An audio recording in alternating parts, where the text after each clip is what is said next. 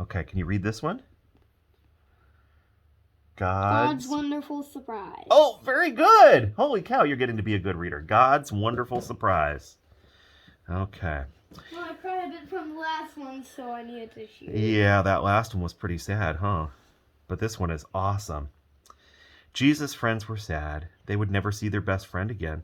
How could this happen? Wasn't Jesus the rescuer? The king God had promised? It wasn't supposed to end like this.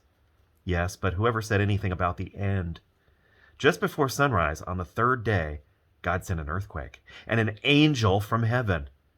When the guards saw the angel, they fell down with fright. The angel rolled the huge stone away and he sat on top of it, and he waited.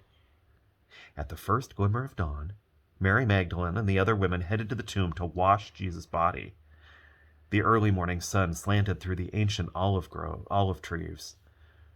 Drops of dew glistened on the leaves and grass. Little tears everywhere.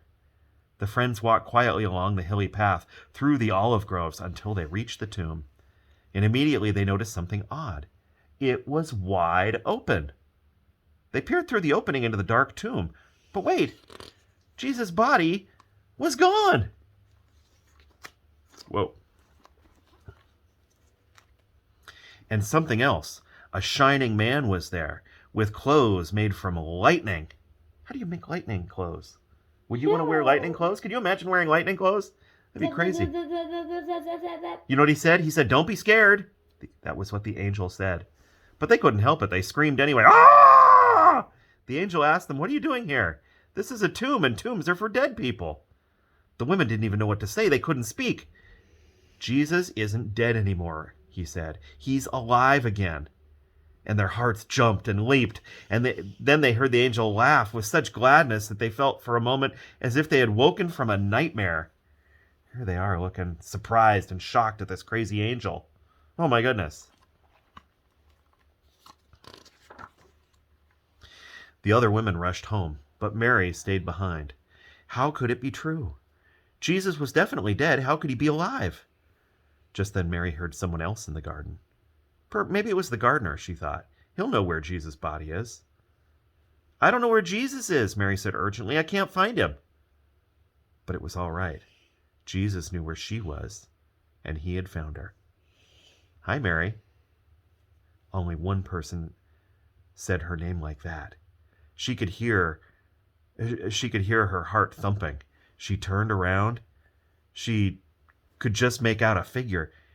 She shaded her eyes to see, and she thought she was dreaming. But she wasn't dreaming. She was seeing Jesus! Mary fell to the ground, and tears of joy, huge sobs shook her whole body, and all she wanted in that moment was to cling to Jesus and never let him go.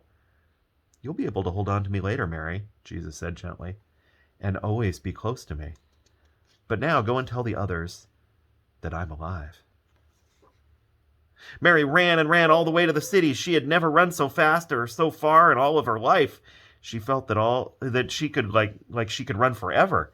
She didn't even feel like her feet touched the ground.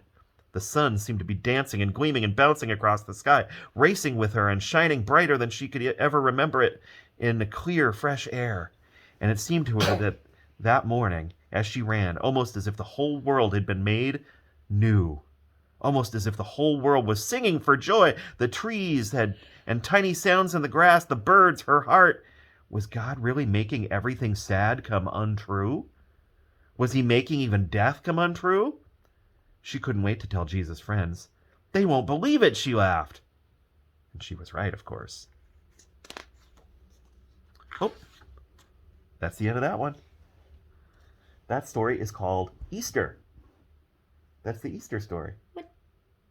Kind of funny that that's Easter, huh?